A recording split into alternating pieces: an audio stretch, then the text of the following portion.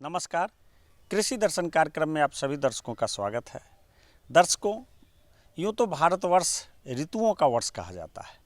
6 ऋतुएं यहाँ आती हैं, लेकिन इस समय का जो ऋतु है वो ग्रीष्मकालीन है। ग्रीष्मकालीन ऋतु में मनुष्यों को देखभाल करना पड़ता है, स्वयं अपनी देखभाल करनी पड़ती है। लेकिन जो कृषक बंधु मवेशी पालते हैं, उन मवेशी का प्रबंधन किस प्रकार से करें, ये जानकारी देने के लिए आज हमारे कार्यक्रम में आए हुए हैं डॉक्टर रंजन कुमार। अब राष्ट्रीय गोकुल मिशन माधोपुर में वैज्ञानिक हैं। डॉक्टर साहब, सबसे पहले कृषि दर्शन कार्यक्रम में आपका स्वागत है। इस समय का जो मौसम है, देख रहे हैं कि अचानक तापमान मार्च से ही काफ़ी उच्चतम तापमान पे चला गया है, और जो हमारे किसान भाई हैं वो इस प्रकार की परिस्थिति हो सकता है कि नहीं किए हों अपने पशुओं के लिए। तो पशुओं को इस समय जब तापमान बढ़ रहा हो तो किस प्रकार से देखभाल करनी चाहिए? ये देखिए किसान भाई, ये बहुत ही समसामयिक क्वेश्चन है कि चूंकि ये मार्च का महीना ख़त्म हुआ और अप्रैल शुरू हो गई है, और अप्रैल के ही मौसम में जो गर्मियों का पारा मतलब धीरे धीरे एकदम बढ़ते जा रहा है। मतलब ये अभी आधी अप्रैल है और गर्मियां काफ़ी अपना प्रभाव दिखाने लगा है। तो किसान भाई, मनुष्य के साथ साथ पशुओं पे भी इसका बहुत ही बुरा प्रभाव पड़ता है, खास करके दुधारू पशुओं में। सारे पशु पे तो प्रभाव पड़ता है, लेकिन दुधारू पशुओं में जो ग्रीष्मकालीन में जो समर स्ट्रेस होता है, इसमें एकदम सीधा उस पर विपरीत प्रभाव पड़ता है। होता क्या है कि गर्मी के दिनों में जब टेम्परेचर 35 से ऊपर चला जाता है और वातावरण में ह्यूमिडिटी भी, रिलेटिव ह्यूमिडिटी भी बढ़ जाती है, तो पशु का जो बॉडी टेम्परेचर है, पशु का सामान्य बॉडी टेम्परेचर गाय का देसी गाय का 100 से 101 डिग्री फ़ारेनहाइट रहता है। विदेशी गाय, संकर नस्ल की गाय का 102 डिग्री रहता है। तो गर्मियों के दिनों में क्या होता है कि जब इन्वायरमेंट का टेम्परेचर बढ़ जाता है, 35, 36, 37, 40 तक पहुंच जाता है, तो पशु जो है कि अपने शरीर से जो ऊष्मा निकलने का मतलब डेसिपेशन होता है वो कम हो जाता है, जिसके कारण वो उसके बॉडी का टेम्परेचर बढ़ जाता है, जिसके कारण उसको हम लोग कहते हैं समर स्ट्रेस। मतलब उसको कि पशु को गर्मी का विपरीत प्रभाव होता है। तो गर्मी के प्रभाव का पहले किसान भाई ये समझिए कि गर्मी के मौसम में पशु में क्या विपरीत लक्षण आप देखेंगे, महसूस करेंगे। पहला क्या होता है कि पशु जो है, जो गर्मी जिस पशु को लग गया है, पशु अपने शेड में जाएगा, छायादार में जाएगा। उसके बाद पशु में ये पहला ये लक्षण। दूसरा लक्षण देखिएगा, पशु बैठने की अपेक्षा वो खड़ी रहना पसंद करती है, क्योंकि खड़ी रहने से उसको रिलैक्स फील होता है। जबकि नॉर्मल अगर पशु रहेगा, स्वस्थ पशु रहेगा, तो वो बैठ जाती है, लेट जाती है। लेकिन गर्मी के मौसम में अगर किसी को समर स्ट्रेस किसी जानवर को हो गया तो वो खड़ी रहना पसंद करेगी। पानी पिएगा, पानी पीने की कैपेसिटी उसको बढ़ जाएगी। सांस जोर जोर से लेगी, पैंटिंग जिसको कहते हैं। आदमी को ही लू लग जाता है, देखते हैं, सांस मुंह खोल के जोर जोर से लेगी। बॉडी का टेम्परेचर बढ़ जाएगा, श्वसन क्रिया बढ़ जाएगी। तो ये गर्मी के पशु का लक्षण है। खाना पीना बंद कर देगी, सिर्फ पानी पीने की कैपेसिटी बढ़ जाएगी। तो ये अगर आप अपने मवेशी में किसान भाई जैसे लक्षण देखें, तो आप समझ जाइए कि आपके पशु को मतलब लू लग गया है या समर स्ट्रेस में गाय चली गई। तो गाय या भैंस अगर समर स्ट्रेस में किसान भाई जाती है, तो होता क्या है, उसमें रिप्रोडक्टिव और प्रोडक्टिव मतलब प्रजनन क्रिया और उत्पादन क्रिया दोनों सीधा विपरीत उस पर प्रभाव पड़ता है। प्रजनन क्रिया में किसान भाई क्या प्रभाव पड़ता है? प्रजनन क्रिया में चूंकि ओवरी से अंडा का निर्माण होता है, तो प्रजनन क्रिया में एक GnRH होता है, गोनेडोट्रोपिन रिलीजिंग हार्मोन, दूसरा LH हार्मोन होता है, ल्यूटिनाइजिंग हार्मोन। ये दोनों हार्मोन का मतलब मादा पशु में रिलीज होता है। ओवुलेशन मतलब ओवरी से अंडा निकलने में ये मदद करता है, और पशु को हीट में मतलब गर्म लाने में मदद करता है। तो गर्मी के दिनों में क्या होता होता है GnRH और LH जो है ये दोनों का सिक्रीशन कम हो जाता है, जिसके कारण क्या होता है किसान भाई कि पशु हीट में भी आएगी तो उतना खुल के हीट में नहीं आएगी, चूँकि हार्मोन सप्रेस हो गया। अगर पाल भी दिलाए तो काविंग परसेंटेज घट AI करवाए तो काविंग परसेंटेज घट जाएगा, ये रिप्रोडक्शन पे प्रभाव पड़ेगा, प्रजनन में ये डायरेक्ट आप अनुभव कीजिएगा। दूसरा प्रोडक्शन में क्या प्रभाव पड़ेगा, मिल्क का उत्पादन घट जाएगा, मिल्क का कंपोजिशन, दूध में fat percentage, protein percentage, SNF percentage ये डिस्टर्ब हो जाएगा।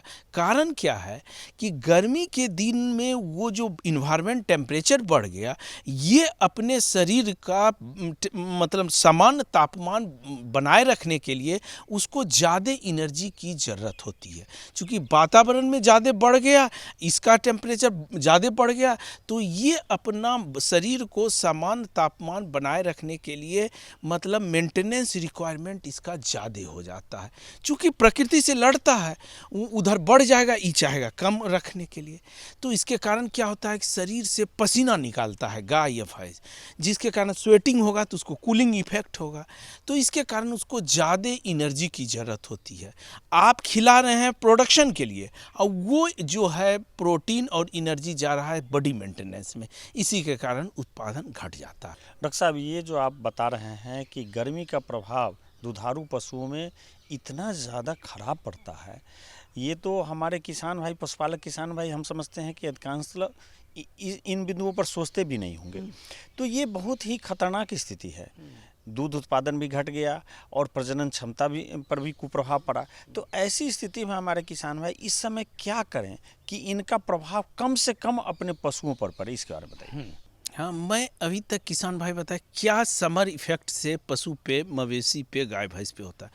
अब जो क्वेश्चन है कि इसको मिनिमाइज करने के लिए, इसको कंट्रोल करने के लिए क्या किसान भाई अपने स्तर से कर सकते हैं ताकि उसका प्रजनन पे भी इफेक्ट नहीं पड़े और प्रोडक्शन पे भी नहीं पड़े। तो सबसे इसका पहला कि फार्म मैनेजमेंट, दूसरा ब्रीडिंग मैनेजमेंट, फार्म मैनेजमेंट मतलब प्रक्षेत्र प्रबंधन, ब्रीडिंग मतलब प्रजनन प्रबंधन, तीसरा न्यूट्रिशनल प्रबंधन मतलब भोजन प्रबंधन। ये 3 मुख्य बिंदु पे हम लोग चर्चा करेंगे। तो सबसे पहले मैं चर्चा कर रहा हूँ प्रजनन प्रबंधन। प्रजनन प्रबंधन तो किसान भाई इसके अंतर्गत मैं चर्चा कर रहा हूँ कि वैसा गाय को, किसान भाई को मैं सलाह देता हूँ कि वैसे गाय या भैंस को सेलेक्ट कीजिए, चुनिए अपने मतलब मवेशी पालन पे, दूध उत्पादन के लिए, जो कि मतलब कि हीट टॉलरेंस हो। मतलब कि अब वैज्ञानिक लोग भी नया नया जो ब्रीड बना रहा है उसमें ये ध्यान रख रहा है कि चूँकि भारत है, भारत में टेम्परेचर बहुत ऊपर भी जाता है, नीचे भी जाता है, तो मतलब गर्मी को बर्दाश्त करने वाली जो नस्ल है उसको आप अपने फार्म पे रखिए। ये किसान के लेवल से है। वैज्ञानिक से लेवल पे है कि भारत सरकार का निर्देश है कि वैज्ञानिक अब उस नस्ल को बनाए जिसमें कि हीट टॉलरेंट कैपेसिटी हो। ये नहीं कि अब जैसे जर्सी गाय है किसान भाई, देखते हैं अगर वो जैसे आएगा आपका 35-36 डिग्री जाएगा, मुंह खोल के सांस लेने लगती है, हाँफने लगती है, मुंह से लार गिराने लगती है, तो वो चूँकि अपने क्लाइमेट में सूटेबल नहीं है, फ्रीजियन देखते हैं। तो वैज्ञानिक, तो किसान भाई वो मैं कर रहा हूँ जो मतलब देसी नस्ल की गाय है उसको आप, चूँकि इसमें गर्मी बर्दाश्त करने की क्षमता है। दूसरा आप प्रजनन प्रबंधन में कीजिए कि गाय को चाहे कृत्रिम आर्टिफिशियल इंसीमिनेशन कराते हो, चाहे नेचुरल मेटिंग कराते हो, अब तो 95% किसान AI कराते हैं, वो सुबह या शाम कराइए, कभी आप दोपहर के सीजन में नहीं कराइए, क्योंकि इन्वायरमेंट का, वातावरण का तापमान दोपहर में सुबह और शाम की तुलना में ज़्यादा रहता है, तो आपका कंसेप्शन रेट इम्प्रूव करेगा। तीसरा कि गर्मी के दिन में आप पशु को, ये तो ब्रीडिंग मैनेजमेंट में ये 2 पॉइंट में रखिए। दूसरा मैं फार्म मैनेजमेंट, प्रक्षेत्र प्रबंधन में आप क्या कीजिएगा गर्मी को कम से कम पशु को प्रभाव पड़ने के लिए। पशु जहाँ का आपका गौशाला है उसके चारों ओर किसान भाई आप पेड़ पौधा लगाइए, उस पेड़ पौधा लगाने से उस सराउंडिंग का टेम्परेचर 2-4 डिग्री कम होता है। आपका जब लू चलने लगेगी मई जून में तो आप जो खुला हुआ जगह है उसके जूट का बोरा लगा दीजिए ताकि लू की हवा नहीं। उस जूट के बोरे को दिन में 2 बार भिंगाइए, ये कीजिए। दूसरा काम कीजिए कि गाय के शेड के अंदर वाटर कूलर लगाइए, कूलर फैन लगाइए, एग्जॉस्ट लगाइए। आप दिन में कम से कम 2 बार गाय के शरीर पे अगर व्यवस्था है, अगर बड़ा फार्म है तो स्प्रिंकलर मतलब झरना, पानी का झरना भी लगाइए ताकि गाय झरने से होगा तो उसका रिप्रोडक्टिव कैपेसिटी मतलब मेंटेनेंस जो है रिप्रोडक्टिव सिस्टम और प्रोडक्टिव सिस्टम दोनों मेंटेन रहेगा। डॉक्टर साहब, जैसा कि आप बता रहे हैं कि जो गर्मी पड़ रही है उससे बचने के लिए जो मवेशी हैं, खासकर दुधारू हैं, चाहे वो भैंस हो चाहे गाय हो, इनकी किस प्रकार से देखभाल करें। लेकिन इसमें एक बात है कि हमारा जो देश है, खासकर बिहार की परिवेश है, उसमें देखते हैं कि भारत माता ग्रामवासिनी वाली स्थिति है कि गाँव में पशुपालक जो हैं 1 या 2 जानवर रखते हैं, या तो गाय रखेंगे या भैंस रखेंगे। तो उनके लिए ये कूलर लगाना या इन चीज़ों के जो आप बता रहे हैं ये सब थोड़ा सा उनके लिए कठिन हो जाता है। तो ऐसी स्थिति में जो गाँव के लोग हैं जो खेती भी करते हैं, पशुपालन भी करते हैं, उनके लिए बहुत ज़्यादा साधन नहीं है, वैसी अवस्था में क्या करेंगे? चूँकि हमारे देश में 80% किसान जो हैं मार्जिनल हैं, सीमांत किसान हैं, तो उनके लिए ये स्प्रिंकलर ये सब संभव सही बात है नहीं हो पाया। लोग को 2-4 गाय रहती है, भैंस रहती है। तो उन किसान भाइयों को मैं सलाह देता हूँ कि उन किसान भाइयों को कम से कम दिन में 1 बार भी अपने मवेशी को ज़रूर स्नान कराइए। हो सके तो जूट का जो बोरा रहता है, जूट के बोरे को पानी में भिंगा के उसके शरीर पे रखिए। जानवर को शेड में रखिए। अगर गांव है तो कुछ भैंस है और गांव है कहीं तालाब है तो भैंस को पानी में ज़रूर तैरने के लिए छोड़िए ताकि भैंस का शरीर ब्लैक स्किन रहता है और जब तक कि वो पानी में नहीं जाएगा तो उसकी ब्रीडिंग रिप्रोडक्टिव सिस्टम एक्टिवेट नहीं होता है समर सीजन में। इसीलिए समर सीजन में बोला जाता है भैंस जो है एकदम वो एस्ट्रस मतलब समर में वो पूरा हीट में आएगी ही नहीं। तो इन सब बात पे अगर 1-2 गाय है तो उसको स्नान ज़रूर कराइए। उसको क्या कहते हैं खाने के लिए ज़्यादा, अब मैं न्यूट्रिशनल मैनेजमेंट बताता हूँ। ये छोटे किसान के लिए मैं बताया कि स्नान कराइए, आप उसके शरीर पे जूट का बोरा डालिए। अब मैं भोजन प्रबंधन गर्मियों के दिन में गर्मी के प्रभाव को भोजन के प्रबंधन से कम कैसे मिनिमाइज़ किया जाए। सबसे पहले है कि अगर किसान भाई गर्मी के दिन में अपना रखे हैं तो उसको एक TMR होता है, टोटल मिक्स राशन।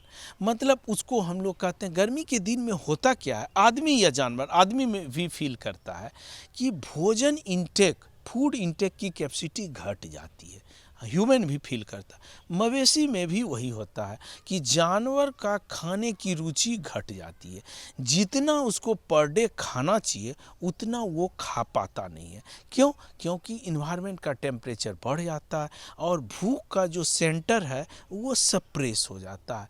तो जितना उसको खाने की रुचि होती है लेकिन वो खा नहीं पाता है, रुचि ही घट जाती है। ह्यूमन में भी यही होता है, आदमी में। तो उसकी जब उतना खाया ही नहीं और उसको रिक्वायरमेंट है तो नेचुरली है प्रोडक्शन और रिप्रोडक्शन दोनों इफेक्ट प्रभाव पड़ेगा। तो उसमें करना क्या है कि जो अदर सामान्य दिन में आप भोजन देते हैं वैसे भोजन देने से आपका किसान भाई काम नहीं चलेगा। आप इसको ताकत वाला भोजन देना होगा। ताकत वाला में भोजन एक देखते होंगे फीड ब्लॉक होता है। फीड ब्लॉक मतलब उसमें दाना, भूसा, चोकर, विटामिन, खनिज पदार्थ सब मिल के होता है, मिल के बनाता है और उसको एक ब्लॉक के शेप में दिया जाता है जिसको हम लोग वैज्ञानिक की भाषा में TMR, टोटल मिक्स राशन कहते हैं। अगर किसान भाई संभव हो, बड़े किसान तो ये ज़रूर ही टोटल मिक्स राशन का गर्मी के दिन में उपयोग करें।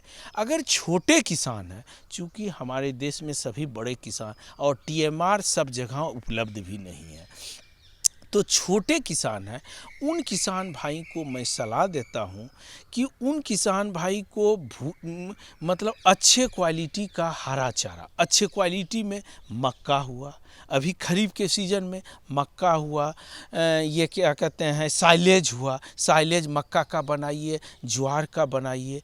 जब घास भी काटते हैं किसान भाई को जानकारी के अभाव में, जब घास में 50% फ्लावरिंग हो तो उस स्टेज पे उसको काट के खिलाने चाहिए। उस स्टेज पे काटने से क्या होता है, उसमें न्यूट्रिएंट काफ़ी मतलब ज़्यादा अमाउंट रहता है। किसान भाई करते क्या है, छोटा स्टेज ही है, काट लिया, चाहे मक्का हो या साइलेज बनाइए वो खिलाइए। दूसरा, पशु को प्रत्येक दिन गर्मी के सीजन में कम से कम 50 से 60 ग्राम खनिज पदार्थ अपने दाना में मिला के जरूर दीजिए। तीसरा कि आप उसको मतलब ड्राई मैटर इंटेक, मतलब कि वही बताए कि भोजन की मात्रा कम है, पशुओं के लिए खाने में हरा चारा 30 से 40 किलो प्रत्येक दिन दें, ये कीजिए।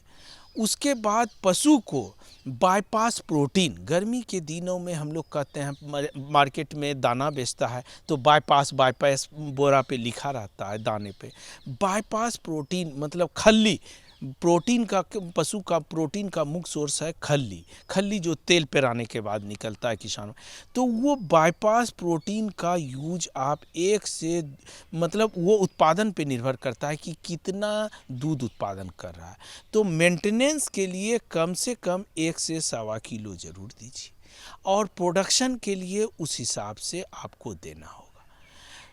पानी ज़्यादा से ज़्यादा पिलाइए, पानी हमेशा फ्रेश पानी, ये नहीं कि सुबह का पानी है शाम में, आप ताज़ा पानी गाय को हमेशा उपलब्ध कराइए। पशु को 2 की जगह ज़्यादातर हमारे 90% किसान भाई पशु को सुबह या शाम खिलाते हैं, लेकिन गर्मी के दिन में आपको बताएं कि भोजन कम करता है, 2 के जगह 3 बार खाना खिलाइए। पशु को जब चराने जाते हैं तो सुबह अर्ली मॉर्निंग या लेट इवनिंग में निकालिए। ग्रेजिंग के लिए कुछ देहात में किसान भाई चराने के लिए निकाल, दोपहर में कभी नहीं निकालना चाहिए। पशु को सुबह खिलाइएगा, सुबह इन्वायरमेंट का टेम्परेचर कम रहता, वो भर मन खा लेगा। जब सूर्यास्त हो जाए उसके बाद खिलाइएगा तो भर पेट खा लेगा, दोपहर में खिलाइएगा कम खाएगा। तो इन सब बात पे आप जरूर ध्यान, भोजन प्रबंधन में जरूर ध्यान दीजिएगा, तो आपका उत्पादन पे कम से कम और प्रजनन पे कम से कम किसान भाई प्रभाव पड़ेगा। डॉक्टर साहब, ये तो रही आहार प्रबंधन, उनके ऊपर जो गर्मी का कुप्रभाव पड़ता है उससे बचने के लिए, खासकर दूध अगर कम हो रहा है या प्रजनन क्षमता पर कुप्रभाव पड़ता है तो इसका प्रबंधन। लेकिन ग्रीष्म ऋतु में देखते हैं कि कई प्रकार की बीमारियां भी पशुओं में लगती हैं, तो ये मुख्य रूप से कौन सी बीमारी है और इसका निदान कैसे कर सकते हैं ताकि किसान भाई भी जान जाएँ तो अपना सही प्रकार से उसकी देखभाल कर सके, इसका और बताइए। गर्मियों के दिन में सही बोले, चूँकि इन्वायरमेंट में ह्यूमिडिटी बढ़ जाती है और जैसे ह्यूमिडिटी बढ़ेगा बीमारी ज़्यादा होगी। ह्यूमिडिटी का रिलेशन है, चूँकि जो इंसेक्ट और पैरासाइट है उसका मल्टीप्लिकेशन वो फेवरेबल कंडीशन होता है, मल्टीप्लिकेशन फास्ट होता है। तो गर्मी के दिन में खास करके पशुशाला में, गौशाला में देखिएगा एक्टोपैरासाइट, जिसको हिंदी में हम लोग कहते हैं बाह्य परजीवी, बाह्य परजीवी कुछ बीमारी अचानक बढ़ जाएगी और कुछ इंडोपैरासाइट भी अचानक बढ़ जाएगी। और डॉक्टर साहब, जैसा कि आप बता रहे हैं कि बाह्य परजीवी के रूप में जब जानवरों पर अटैक करते हैं, खासकर दुधारू पशुओं पे, तो उनके जो मेथड हैं, कोई ऐसी प्रक्रिया होगी जिससे कि उनको हम समाप्त कर सकते हैं, तो इसके बारे में बताया जाए। ये बाह्य परजीवी चूँकि पशु का ब्लड सक करता है, जिसके कारण उसका उत्पादन भी घट जाता है, रिप्रोडक्शन पे भी, मतलब गाय सही समय पे हीट में नहीं आई। तो इसके लिए कोई भी इंसेक्टिसाइड मार्केट में बहुत से ट्रेड नाम से उपलब्ध है, कार्बाइल जो इसका केमिकल नेम है, इसको आप 2 से 3 ml 1 लीटर पानी में घोल लीजिए। जानवर के शरीर पे एक बार 15 दिन में एक बार सिर्फ लगा दीजिए। कि जहाँ नाद रहती है, इस टिक माइट लाइस के अंडे रहते हैं, और जब तक कि वो अंडे नष्ट नहीं होंगे, आप सोचिएगा कि हम जानवर को स्प्रे कर दिए, जानवर को दवाई वाले पानी से धो दिए, मेरा एक्टोपारासाइट ख़त्म हो गया, नहीं, फिर वो ख़त्म होगा, फिर ज़मीन से उठ के वो जानवर के शरीर पे। तो इसका आप गौशाला को पूरे वहाँ नाद को हटा के आप खिड़की केवाड़ी दरवाज़ा के पास महीने में 2 बार, बस 1 महीने में 2 बार कर दीजिएगा, 5 महीने आप निश्चिंत रहिएगा। और जानवर को 1 बार स्प्रे कर दीजिए, उसके बाद उसको 1-2 घंटे मतलब सूखने दीजिए दवाई को, बस आपका एक्टोपारासाइट ख़त्म हो गया। तो इससे आपको अब इंडोपारासाइट में गर्मी के दिन में खास करके मैं बताया कि पारासाइट का प्रकोप, जैसे थलेरिया है, बवेसिया है, जिसको आप देखते होंगे पशु को थलेरिया में क्या है, पशु कॉफ़ी कलर का पेशाब करता है, मतलब ब्लड के तरह का पेशाब करेगा, और वो इतनी भयानक बीमारी है कि अगर 1 दिन में पशु मर भी जाएगी। तो वो होता क्या है, एक थलेरिया पारासाइट है, तो वो इंडोपारासाइट है। तो वो पारासाइट गर्मी के दिन में, अभी बरसात स्टार्ट होगी, बहुत ये बीमारी बढ़ जाएगी। तो इसके लिए भी कहे थलेरिया बवेसिया एक एनाप्लाज्मा होता है, जिसके कारण पशु को 104 से 105 डिग्री बुखार आ जाएगी, आपको दूध उत्पादन अचानक घट जाएगा, आपको थलेरिया में बचाए कॉफ़ी कलर का पेशाब होगा, पेशाब जब गिरेगा तो झाग होगा पेशाब में, जानवर का फीवर 104-5 हो जाएगा। तो इन सब को बचने के लिए कोई ब्रॉड स्पेक्ट्रम, चाहे आइवरमेक्टिन आती है, आइवरमेक्टिन केमिकल नाम है, आइवरमेक्टिन के कंपोजिशन से बहुत दवाई मतलब ट्रेड नाम है, इसको आप हर एक 5 से 6 महीने में आइवरमेक्टिन के कीड़े की दवाई, पेट की इंडोपारासाइट के कीड़े की दवाई होती है, इसको 5 महीने के इंटरवल पे हर एक किसान भाई को, गाय भैंस को अवश्य खिलाना चाहिए। इससे आपका जो एक इंडोपारासाइट है ये कंट्रोल रहेगा। दूसरा क्या कीजिए किसान भाई, ये गर्मी के दिन में चूँकि काफ़ी ये परेशान करता पा रहा है, उसको पशुशाला को साफ रखिए, उसमें धुआं ज़रूर कीजिए, ताकि ये शाम में मच्छर, एक मच्छर होती है, वो भी सीसी फ्लाई होता है, वो भी पशु का इंटरमीडिएट होस्ट है बहुत बीमारी का, तो वो आप कंट्रोल धुआं कीजिएगा तो वो कंट्रोल रहेगा।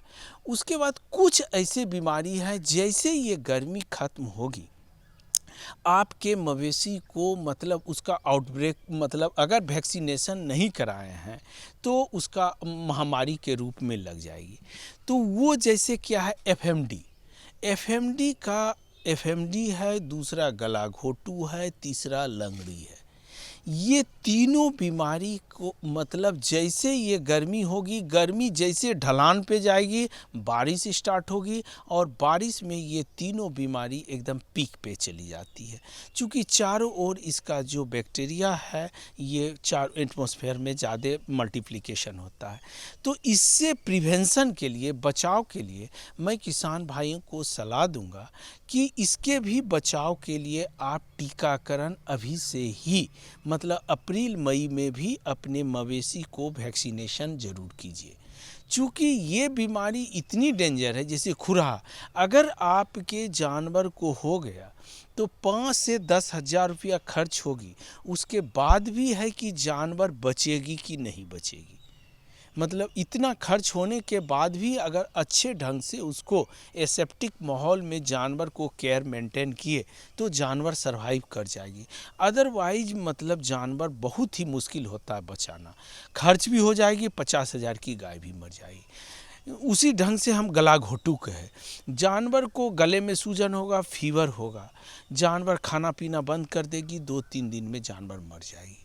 उसका भी मार्केट में टीका उपलब्ध है, वो भी टीका आप मई तक में अवश्य लगा लीजिए। लंगड़ी है, लंगड़ी जिसको ब्लैक क्वार्टर कहते हैं, ये भी जानवर लंगड़ाने लगेगी, फीवर होगा, और ये खास करके यंग जानवर को होता है, तो इसकी भी टीका मार्केट में उपलब्ध है।